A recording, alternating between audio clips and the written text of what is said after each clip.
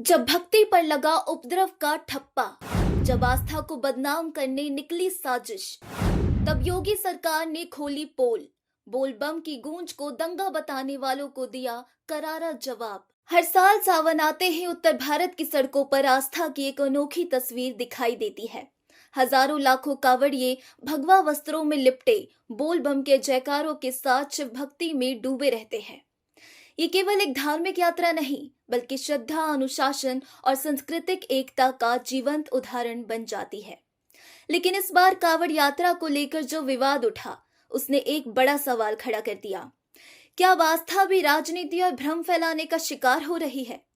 क्या कुछ शरारती तत्व धार्मिक प्रतीकों को बदनाम करके समाज को बांटने की कोशिश कर रहे हैं? ऐसे माहौल में मुख्यमंत्री योगी आदित्यनाथ का वाराणसी से आया बयान न सिर्फ तेज, स्पष्ट और निर्णायक है, बल्कि उन सभी साजिशों के खिलाफ एक चेतावनी भी है जो आस्था को उपद्रव में बदलकर पेश करने की कोशिश कर रहे हैं। सीएम योगी आदित्यनाथ ने साफ साफ कहा कि कांवड़ यात्रा कोई उपद्रव नहीं है, बल्कि यह करोड़ों लोगों की आस्था और श्रद्धा का प्रतीक है। इस यात्रा में किसान, मजदूर, व्यापारी, छात्र, महिला, युवा और बुजुर्ग सभी वर्गों के लोग शामिल होते हैं और ये भारत की संस्कृति और एकता की असली तस्वीर पेश करती है।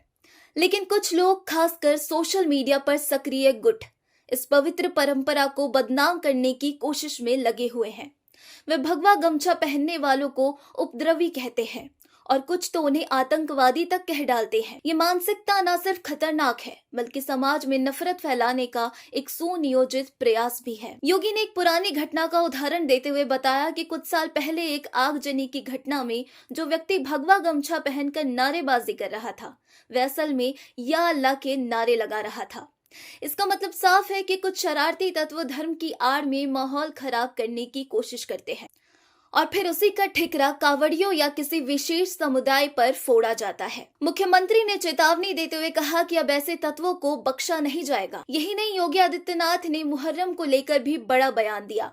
उन्होंने अधिकारियों को निर्देश दिए हैं कि मुहर्रम के जुलूसों की पूरी जांच पड़ताल इंच टेप, स्कैनर जैसी तकनीकों से की जाए और जहां कहीं भी भड़काऊ नारे या संदिग्ध गतिविधियां दिखे, वहां तुरंत सख्त कार्रवाई हो।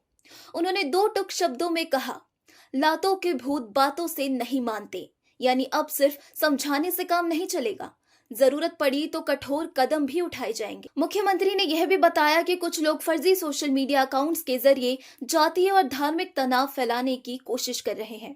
ये वही लोग हैं जो आदिवासियों को भड़काकर भारत विरोधी एजेंडा चला रहे हैं। उन्होंने साफ कहा कि सरकार को अब ऐसी हर साजिश की पूरी जानकारी है और इन पर कड़ी कार्रवाई तय है। इस पूरे घटनाक्रम ने यह साफ कर दिया है कि योगी सरकार अब सिर्फ धर्म के उत्सवों को सुचारू रूप से संपन्न कराने तक सीमित नहीं रहना चाहती, बल्कि वह इन आयोजनों के माध्यम से सामाजिक एकता, सांस्कृतिक गौरव और राष्ट्रीय सुरक्षा के संदेश को मजबूत कर रही है। उनका उद्देश्य केवल परंपराओं की रक्षा करना नहीं, बल्कि उन्हें आधुनिक चुनौतियों से जोड़ते हुए ऐसा वातावरण तैयार करना है जहां आस्था पर हमला करना आसान न हो।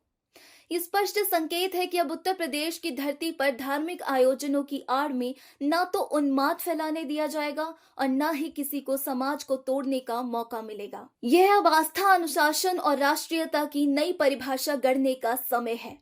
इस मुद्दे पर आपकी क्या राय है? अपने विचार हमें कमेंट कर जरूर बताएं। साथ ही चैनल पर अगर नए हैं और ऐसी लेटेस्ट अपडेट्स को जानने में रुचि रखते हैं, तो अभी जाकर हमारे चैनल द इंडिया टाइम्स को सब्सक्राइब कर लीजिए। धन्यवाद।